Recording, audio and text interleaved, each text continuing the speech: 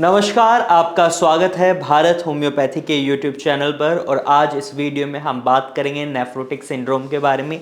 ये क्या होता है, इस समय आपको क्या लक्षण दिखाई देते हैं, साथ ही ये भी जानेंगे पेशेंट्स को ये बीमारी क्यों होती है, इसके पीछे कारण क्या होता है और इसे कैसे ठीक किया जा सकता है। तो सबसे पहले बात करते हैं नेफ्रोटिक सिंड्रोम के बारे में।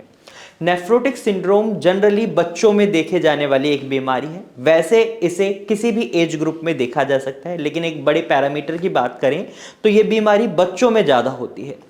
इस समय पेशेंट के यूरिन में बहुत ज़्यादा अमाउंट में प्रोटीन का लीकेज हो जाता है, जिसकी वजह से पेशेंट को बहुत सारी कमजोरी को फेस करना पड़ता है। और जब प्रोटीन लीकेज होता है तो इसकी वजह से पेशेंट्स को कुछ सिम्टम्स भी उनकी बॉडी में दिखाई देते हैं। और ये ग्रुप ऑफ सिम्टम्स जब एक साथ आपको दिखाई देने लग जाते हैं तो इसी को नेफ्रोटिक सिंड्रोम कहा जाता है। यानी जो ग्रुप ऑफ सिम्टम्स आपको एक साथ दिखाई दे रहे हैं, इसी वजह से इसको सिंड्रोम नाम रखा गया है, नेफ्रोटिक सिंड्रोम। अब आपको समझ आ गया नेफ्रोटिक सिंड्रोम क्या है। अब प्रोटीन लीकेज की वजह से आपको कुछ लक्षण दिखाई देते हैं, वो सिम्टम्स कौन से हैं, चलिए उनको जानते हैं। तो सबसे पहला सिम्टम आपके यूरिन में ही आपको दिखाई दे जाता है। यानी जब आपके यूरिन में प्रोटीन की अमाउंट बहुत ज़्यादा होती है तो आपका यूरिन फॉर्मी हो जाता है, उसमें बहुत ज़्यादा झाग दिखाई देने लगते हैं। अगर आपको ये दिखाई दे रहा है तो इसका मतलब ये है आपकी किडनी में कोई ना कोई दिक्कत आ चुकी है। एक सीकेडी पेशेंट का भी अगर हम बात करें सिम्टम की, तो उसमें फॉर्मी यूरिन होना एक बहुत बड़ा सिम्टम माना जाता है। अब सेकंड सिम्टम की हम बात करते हैं। तो सेकंड सिम्टम, जब आपके ब्लड से प्रोटीन का लीकेज हो रहा है तो इसका मतलब ये है आपका ब्लड पतला हो गया, क्योंकि आपके ब्लड को जो थिकनेस दी जाती है वो प्रोटीन की मदद से दी जाती है। अब आपका ब्लड पतला हो गया है और ये आपकी बॉडी में रिटेंशन कर लेता है। यानी दूसरा सिम्टम है आपका पेडल एडिमा और फेशियल एडिमा यानी फेशियल स्वेलिंग। जब आपके पैरों में बहुत ज़्यादा पानी भर जाता है, रुक जाता है, सूजन हो जाती है और आंखों के निचले हिस्से में या चेहरे पर आपको सूजन दिखाई देती है, तो ये भी नेफ्रोटिक सिंड्रोम का एक सिम्टम माना जाता है। इसके बाद जब आपके शरीर में सूजन बढ़ जाती है तो तीसरा सिम्टम इससे रिलेटेड ही होता है। सूजन की वजह से आपका वेट भी बढ़ जाता है। जब आपका वेट बढ़ता है, क्योंकि आपकी बॉडी में फ्लूइड रिटेंशन हो रहा है, जो पानी आपकी बॉडी में रुक रहा है, उसकी वजह से आपका वेट बढ़ता है। आपकी डाइट की वजह से इस समय आपका वेट नहीं बढ़ रहा होता। फोर्थ सिम्टम होता है हाई कोलेस्ट्रॉल लेवल होना, यानी हाइपरलिपिडीमिया की कंडीशन में पेशेंट आ जाते हैं। अब ये क्या है? हाइपरलिपिडीमिया एक ऐसी कंडीशन है जिसमें आपके ब्लड में कोलेस्ट्रॉल की अमाउंट बढ़ जाती है। अब ये क्यों होती है, इसको भी समझते हैं। जब आपके ब्लड में प्रोटीन की मात्रा कम हो जाती है तो आपका लीवर आपके ब्लड में एल्ब्यूमिन की मात्रा बढ़ाने लगता है। और जब आपका लीवर एल्ब्यूमिन को बनाता है या मेक करता है, प्रोड्यूस करता है, तो उसी दौरान आपका लीवर कोलेस्ट्रॉल भी बनाता है और इसी वजह से आपके ब्लड में कोलेस्ट्रॉल की मात्रा बढ़ जाती है।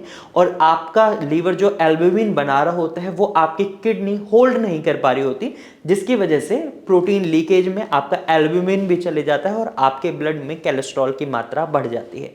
तो ये कुछ सिम्टम्स हैं। अगर आपको ये सारे सिम्टम्स एक साथ दिखाई दे रहे हैं तो इसका मतलब ये है आप नेफ्रोटिक सिंड्रोम के पेशेंट बन चुके हैं। आपको अब ट्रीटमेंट की जरूरत है। क्या ये क्यूरेबल है? हाँ, ये क्यूरेबल है, इसे ठीक किया जा सकता है। नेफ्रोटिक सिंड्रोम में एक और सिनेरियो हमें देखने को मिलता है, वो ये रहता है कि इस वक्त पेशेंट का ना तो क्रिएटिनिन लेवल बढ़ रहा होता है और ना ही यूरिया लेवल बढ़ रहा होता है, वो बिल्कुल नॉर्मल चल रहे होते हैं। लेकिन अगर इसको अनट्रीटेड छोड़ दिया जाता है तो इसके बाद आप किडनी फेलियर की कंडीशन में भी आ सकते हैं। यानी आपका क्रिएटिनिन लेवल और यूरिया लेवल भी बढ़ सकते हैं अगर आप इसका सही समय पर इलाज नहीं लेते हैं। अब वहीं कुछ पेशेंट्स में जब हम किडनी बायोप्सी के लिए कहते हैं तो किडनी बायोप्सी में भी उनकी रिपोर्ट्स में आता है मिनिमल चेंज डिजीज। यानी इस समय उनकी जो किडनी की बायोप्सी करेगी, जो टिश्यू देखा गया माइक्रोस्कोप की मदद से, उसमें भी उनकी किडनी में किसी भी तरह का कोई डैमेज नहीं दिखाई देता। यानी उनकी किडनी का जो डैमेज है बिल्कुल अनविजिबल है, उसे बहुत ही माइनरी देखा जा सकता है, इसीलिए इसको मिनिमल चेंज डिजीज बोला जाता है। अब नेफ्रोटिक सिंड्रोम के कारणों की बात करते हैं, ये किस वजह से होता है। तो बेसिकली अभी तक इस पर कोई भी रिसर्च नहीं की गई है, कोई भी साइंटिफिक प्रूव नहीं है कि किन कारणों की वजह से नेफ्रोटिक सिंड्रोम होता है। लेकिन एक कारण इसका पता है, जो ये है कि आपकी जो किडनी है जिसमें ग्लोमेरुली है, जो फिल्टरिंग यूनिट है, उसमें पोडोसाइट सेल्स होते हैं। ये पोडोसाइट सेल्स में किसी भी तरह की इंजरी या डैमेज की वजह से आपका प्रोटीन लीकेज होता है, क्योंकि ये पोडोसाइट सेल्स आपकी किडनी में ये काम करती हैं आपके प्रोटीन को होल्ड करने का आपके ब्लड में। आपकी ग्लोमेरुली को पता रहता है कि आपकी बॉडी को किन चीज़ों की रिक्वायरमेंट है और किन चीज़ों की रिक्वायरमेंट नहीं है। जो भी अनवांटेड मटेरियल होता है, जैसे क्रिएटिनिन है, यूरिया है, टॉक्सिक्स हैं, उनको आपकी किडनी के थ्रू बॉडी से बाहर निकालती हैं ये पोडोसाइट सेल्स। लेकिन जब इनमें किसी भी तरह का कोई डैमेज आ जाता है तो इस वजह से हमें देखने को मिलता है कि ये पोडोसाइट सेल्स प्रोटीन में डिफरेंस नहीं कर पाती। इन्हें पता नहीं चलता कि प्रोटीन आपकी बॉडी के लिए रिक्वायर्ड है या नहीं, और इस दौरान आपकी बॉडी से प्रोटीन का भी लीकेज शुरू हो जाता है। अब इस दौरान पेशेंट को अपनी डाइट में हाई प्रोटीन रिच डाइट को इंक्लूड करना चाहिए। अब इस सिनेरियो में कई पेशेंट्स के मन में आता है क्या वो नॉनवेज खा सकते हैं? तो नहीं, आप नॉनवेज नहीं खा सकते। आप एग खा सकते हैं, लेकिन उसका भी येलो पार्ट आपको हटाना होता है अगर आपको डॉक्टर अलाउ करते हैं तभी, वरना आप अपनी मर्जी से एग भी नहीं खा सकते। इस सिचुएशन में हम पेशेंट्स को पल्सेस पर लाते हैं। दालों में प्रोटीन की मात्रा बहुत अच्छी होती है, ये इजी टू डाइजेस्ट और इजी टू एब्जॉर्बेबल होती हैं, जिसकी वजह से आपके शरीर में किसी भी तरह का और नुकसान नहीं होता, आपकी किडनी को भी कोई इफेक्ट नहीं पड़ता और आपकी बॉडी में प्रोटीन की मात्रा भी सही तरीके से पहुंचती है। तो हम ज़्यादातर पेशेंट्स को दालों पर रखते हैं और इसमें भी मूंग दाल सबसे बेस्ट रहती है। मूंग दाल ईजी टू डाइजेस्ट रहती है, हर पेशेंट मूंग दाल खा सकता है। नेफ्रोटिक सिंड्रोम में अब ट्रीटमेंट की बात करें तो ट्रीटमेंट में आपको ये समझना होगा ये डिजीज़ क्या है।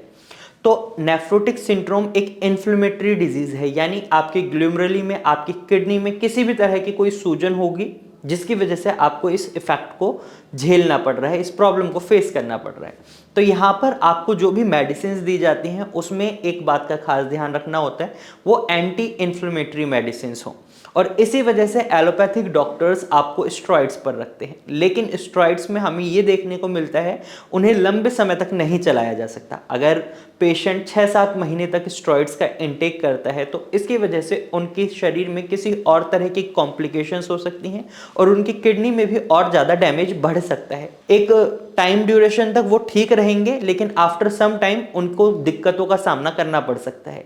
तो इस सिनेरियो में होम्योपैथिक मेडिसिन में हमें ये बेनिफिट मिलता है कि हम आपको एंटी इन्फ्लेमेटरी मेडिसिन तो देते हैं, विदाउट स्टेरॉइड्स देते हैं, जिसका साइड इफेक्ट भी नहीं होता और आपके रिजल्ट्स भी बहुत अच्छे रहते हैं और आप नेफ्रोटिक सिंड्रोम जैसी डिजीज से बहुत जल्दी रिकवर कर पाते हैं। अगर आपके बच्चों में भी आपको ये दिक्कत दिखाई दे रही है तो तुरंत ही ट्रीटमेंट शुरू करें, या फिर आप में से किसी को भी नेफ्रोटिक सिंड्रोम से रिलेटेड कोई प्रॉब्लम है या किडनी से रिलेटेड कोई भी प्रॉब्लम है तो आप भारत होम्योपैथी की डॉक्टर की टीम से कंसल्ट कर सकते हैं। आप नीचे दिए गए नंबर पर कॉल कर सकते हैं और भारत होम्योपैथी की डॉक्टर की टीम से कॉन्टैक्ट कर सकते हैं। आज की वीडियो में सिर्फ इतना ही। मुझे उम्मीद है ये वीडियो आपको अच्छी लगी होगी। अगर आपको अब भी नेफ्रोटिक सिंड्रोम से लेकर कोई भी कंफ्यूजन है तो आप कमेंट के थ्रू अपना सवाल हमसे पूछ सकते हैं। अगर आप हमें कोई सजेशन देना चाहते हैं तो कमेंट के थ्रू आप अपना सजेशन भी हमें दे सकते हैं। तो फिर मिलेंगे एक नई वीडियो के साथ, तब तक के लिए नमस्कार।